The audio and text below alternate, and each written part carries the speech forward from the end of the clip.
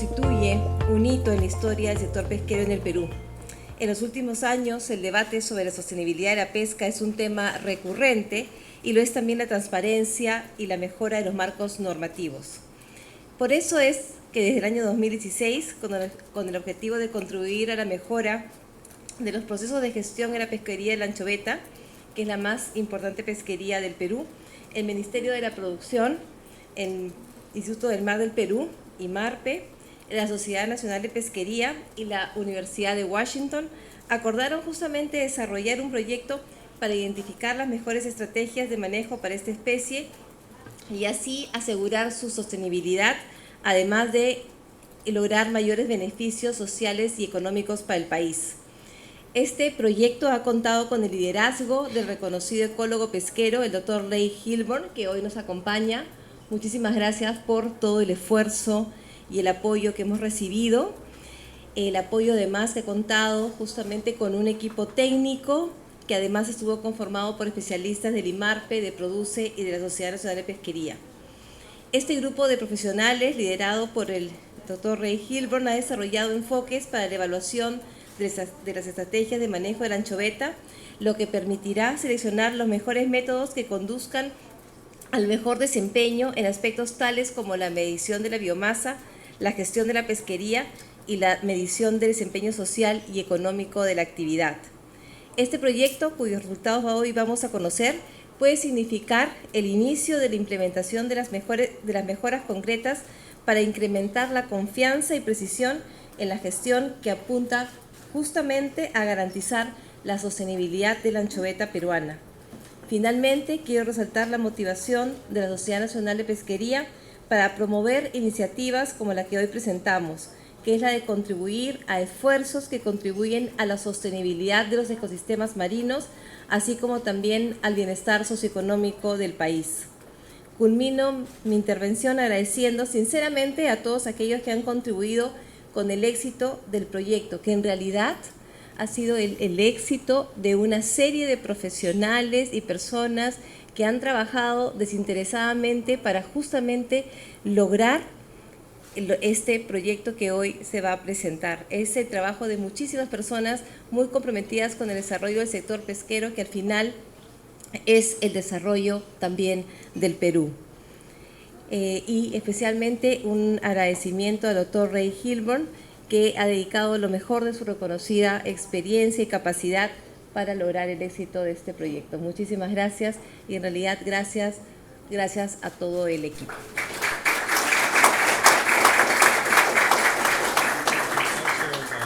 Thank a number of people to make the project a success. The funding has come from SNP, but it was really the essential partnership was with IMARPE and Ricky Amoroso, who has spent a lot of time developing a collaborative arrangement with the people at IMARPE, particularly Renato Rivera.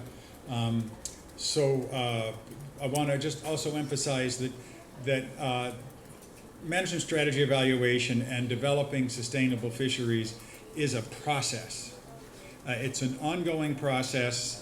It's now particularly challenging with climate change and the changes that's bringing to different fisheries. So while we have essentially a completed product here, there is still a great deal to do in terms of making sure that the management strategy in Peru is robust to the kinds of changes that climate change is bringing us, and to go from the management strategy evaluation, which is just looking at the performance of different strategies, to actually adoption and implementation. And that's another step beyond where we are at the moment. So with those comments, I think I will pass this on to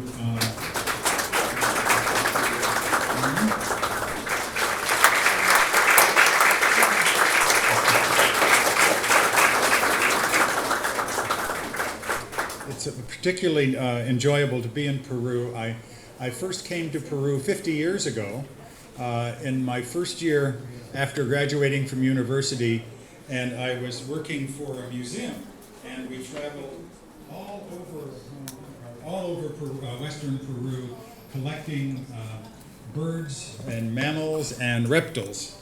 And I had a wonderful time. I knew nothing about fisheries at that time.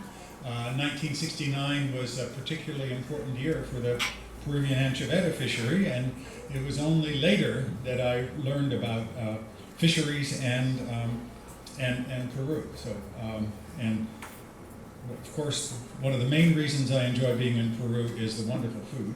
But let's move on and talk about management strategy evaluation for the anchoveta fishery. And again, I want to emphasize that the real work for this has been done by Ricky, who was working at the University of Washington, and by the staff of MRB. So what is management strategy evaluation? Okay. It is systematic testing of two things. One is how you manage the fishery, that is, what kind of data you collect, how you assess the stock, and what we call the harvest control rule, what determines the quota, and you test those different strategies against alternative hypotheses about the biology of the ecosystem and the behavior of the fishery. So in particular, hypotheses about the way the productivity of anchoveta changes over time and may change in the future. And what you're trying to do is find a policy, particularly a harvest control rule, that is robust and resilient to the uncertainty in future environments. So management strategy evaluation is now, I'd say, widely accepted as the gold standard for sustainable fisheries management. And this is some slides, or a slide from a report issued by the Pew Foundation, authored by Dr. Doug Butterworth, who is really the father of management strategy evaluation. Now, I will just read this last quote, that a harvest strategy is analogous to an autopilot with the associated advantages. However, it does not mean that the aircraft should be left without a pilot. The pilot must remain on board, and in this case, the pilot is the fisheries management agencies in Peru, to look out for unexpected major course deviations that may not have been factored into the design. The design is the management strategy evaluation, including appreciable changes in scientific perceptions concerning the resource. So why so much emphasis in the international community on management strategy evaluation? One part of it is that Peru, like almost all the countries in the world, has agreed to some sustainable development goals. And the key to these is regulating harvest, restoring fish stocks to levels that can produce maximum sustainable yield. And the way you can be confident that you are doing that is through having a management strategy that has been evaluated as robust to environmental uncertainty. So that's, in some sense, should be the motivation of the government and the government agencies, because they have committed to sustainable development goals. To the fishing industry, they would like to be certified as sustainable by the Marine Stewardship Council, which is the international gold standard in seafood certification. And an important part of MSC certification is harvest control rules. And you get scored in their system based on how robust your harvest control rule is. So I like to pose the question in a simpler way, that the annual question that a fishery manager would ask to science would be, if I set the quota at some level, let's say 2 million tons or whatever, will it be sustainable or will the stock collapse? Okay? in my experience, is what managers ask science. What level of quota can I set that will be sustainable?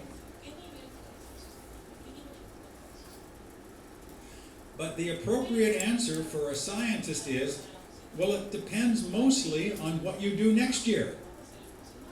So if you don't fish for the next 10 years, then the quota this year may be very sustainable. But if next year you fish harder, the same quota may not be sustainable. So, as a scientist, we can't evaluate the risk of a decision this year without knowing how decisions will be made next year. And that's really what management strategy evaluation does, is it evaluates the long-term way you manage the fishery, not an annual decision. So this is a very common management cycle, which I think probably is perfectly conforms to the Anchovy, except Anchovy has a 2-season, but basically you start off, let's start in the upper left, you have a fishery that catches fish. And in that process, and through the science program, data are collected. They are then assessed.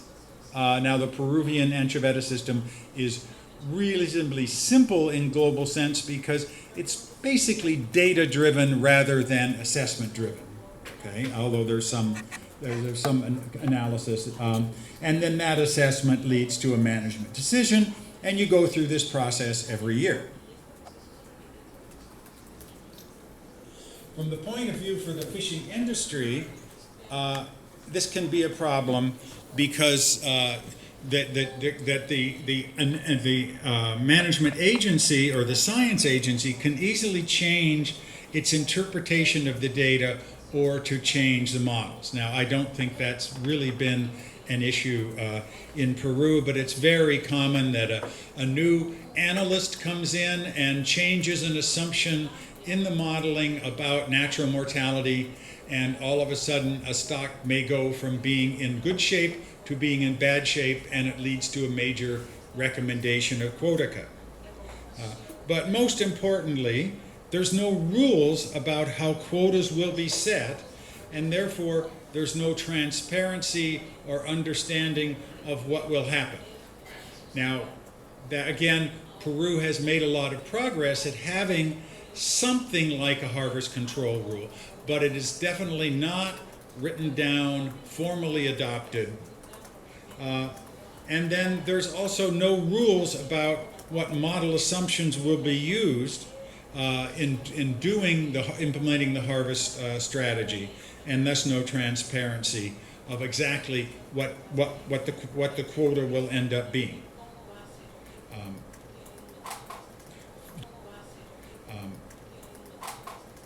Generally, for managers, and again, this is not specific to Peru, but just in general, with no rules about how quotas will be determined, there's no way to determine the long-term consequences of the quota for any year. That is, you have to know how the future decisions will be made in order to understand the consequences of this year. In many countries, the assessment process is not transparent to the management. So something that has happened in many countries, and I don't know if this is Peru, but very complicated computer assessment models are now being used. And in fact, only a few people typically understand how that model is working for that stock. At best, the risk can be evaluated by calculating constant catch levels. Well, if I set the quota this year for 2 million tons and I do that every year, what's the risk? But we know that you wouldn't change the catch or hold the catch constant if the data change. And in general, the managers also have no way of evaluating the probability of achieving their objectives without knowing how the quota will be set in the future. So management strategies are a way to get around this problem, to make the process more transparent and to be able to evaluate risk more reliably. So the elements of a management strategy are first a list of what data will be collected, and then rules about how the data will be used to determine the regulations for the next year. So the rules may be data-based, and in Peru it seems that's quite likely you would simply use the survey data to set the quotas.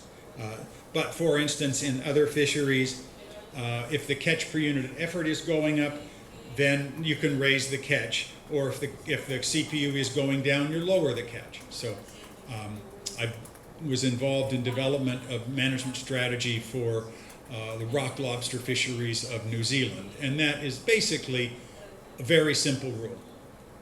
You have the CPUE determines the quota, but the rules can also be model-based. But in a management strategy, the details of the model are part of the management strategy, and a new analyst cannot come in and change the model. You have to stick with the model and not change it based on the scientific change in scientists, for instance. So these are the key steps in management strategy evaluation. First is defining your objectives, defining your performance measures, that is, what are we trying to achieve, identification of uncertainties, and then construction of operating models. So operating models are the hypotheses about the biology of the fishery and, in some cases, how the fleet behaves. Then you identify candidate management strategies. These are dominantly the harvest control rule, but also include how you assess the stock. Then you test each candidate strategy against each operating model, and then you present the results, and there is, through the political process, a selection of which management strategy to implement. So just for a little clarification, we really think about these two sides. On the one side, you have the management strategy, which has an estimation method and a harvest control rule.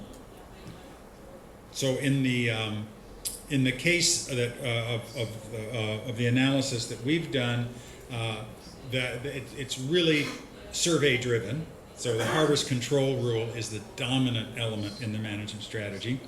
And then the operating model has implementation, how that quota gets changed, gets converted to catches. Then you have essentially the population dynamics of the fish stock, and you generate new data. And from that, you generate performance statistics. So this is the timeline for this project. And it was an unusual project because the motivation and the funding came from SNP rather than having come from the managers per se, which has been the case in most of the other examples I've worked in. So it was a slow start because it took a long time to develop the necessary relationship, particularly with the science agencies. So we had an initial workshop in 2016, and many of the staff of MRP came along, and I have to say they were perhaps a little suspicious. You know, what is this? This is being pushed on us by the fishing industry and this outside group of scientists from the University of Washington.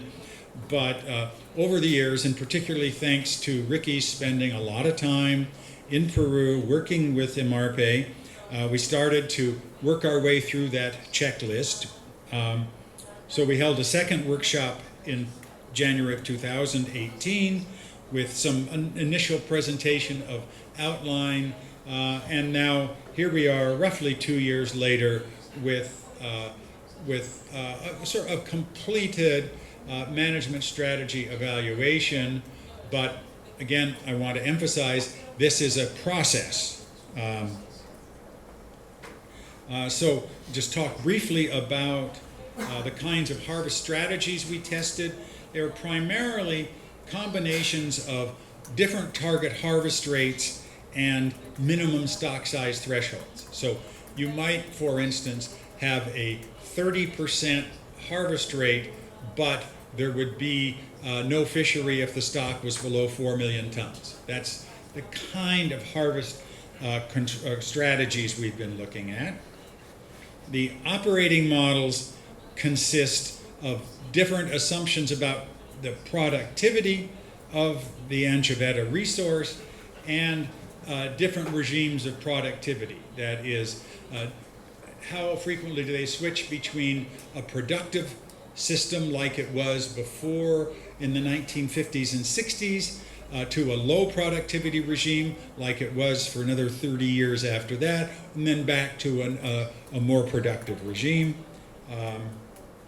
So this is just an example of the kinds of trade-offs you might see for, this is the very simplest kind of a model, operating model. It's just one of the operating models, and very simple harvest rates. So these are constant harvest rate. And what you see is we're looking at this trade-off between biomass on the x-axis, the abundance of fish, and the catch. And what you see is if you don't harvest, there's no catch, and you have high biomass. And then as you increase the harvest rate, the biomass goes down and the catch goes up until you reach a point where higher harvest rates actually decrease catch. So if these were the only two concerns, then the choice would be where you would be along the right-hand side. There's really no reason that you would want to be on the left side where you're getting lower catch and lower biomass. So where are we now? We've had, through the process of the last 4 years, we've defined objectives which are largely to maximize the catch subject to minimizing the probability the stock will collapse. The performance measures, you've got about 5 performance measures. That's the average catch, variability of catch, probability of not having a fishery, average stock size, and probability of stock declining to very low levels. We've identified a range of uncertainties, constructed the operating models. We've looked at a pretty broad range of candidate management strategies. Those have been tested against each operating model. So yesterday we had a workshop of the technical committee, and Ricky presented all of those results. The two things that have not been done, so we've done a management strategy evaluation. That is, we've evaluated some management strategies. But within the process of management strategy evaluation, there was always the concept of exceptional circumstances. And that is something unanticipated may arise that just means that you didn't test your strategy against that. And that's when, the quote from Doug Butterworth, that's when you have to go from autopilot to manual pilot. And what that means is you say, okay, this is unusual. We are not going to rely on the agreed upon harvest control rule. We're going to do something different. And most management strategies, in my experience, have encountered exceptional circumstances within the first 10 years of implementation. So there still needs to be a discussion of what those would be. And then there still needs to be, within the Peruvian government and stakeholders, ultimately a selection of a strategy. So the next steps are for MRPE to add more harvest strategies and operating models if they think that there are more that should be evaluated. There needs to be, within the Peruvian community, a discussion Hola. Oops. discussion of the alternative strategies, and finally, there needs to be a choice about what strategy to adopt. So, key lessons. Management strategy evaluation provides scientific guidance and transparency in ways that no other approach can offer. The process takes time, and the more stakeholders are involved, the slower the process. That's just a fact of life. If you have complicated number of stakeholders, it's going to take longer. And the complexity of the process itself depends on the range of uncertainties considered. So, thank you very much. En realidad este es un día muy importante, como ya lo ha dicho Cayetana, y quisiera transmitirles que es política del Ministerio de la Producción en la conducción de ente rector de la actividad pesquera a nivel nacional, aplicar el principio de sostenibilidad de los recursos en todos los ámbitos de operación de los actores económicos pesqueros, es decir, tanto en aguas jurisdiccionales como en aguas adyacentes a ellas. En aplicación de este principio, también debemos resaltar el criterio de sostenibilidad en el manejo pesquero. Se pone en práctica cuando ponemos en práctica el criterio de sostenibilidad. ¿Qué es lo que estamos buscando? Es cuando a la vez conciliemos con el principio de conciliación, valga la redundancia, entre la conservación de la especie y su óptimo aprovechamiento racional, teniendo en cuenta la mejor información científica disponible. Se considera hoy en día ineludible la cooperación de esfuerzos entre el sector público y el sector privado, a efectos de perfeccionar la gestión pesquera, entendida sobre la base de la obtención de resultados en el marco de lo económicamente eficiente, socialmente equitativo y ambientalmente sostenible. Dentro de este marco general, saludo la iniciativa de la Sociedad Nacional de Pesquería, que el día de hoy ha tenido un final feliz con la entrega de este importante documento para contribuir al esfuerzo de la investigación de nuestros recursos, porque no hay desarrollo sin conocimiento y no hay conocimiento sin investigación. En ese estado de cosas, nosotros valoramos muchísimo el esfuerzo privado de contribuir con nosotros, valoramos asimismo a nuestro Instituto del Mar del Perú, el IMARPE, que ha trabajado en este caso aunando esfuerzos y que sigue trabajando por brindar al Ministerio de la Producción conocimiento y por brindar al país la posibilidad de sostenibilidad en favor de todos los peruanos. Muchísimas gracias, Cayetana, muchísimas gracias a todos.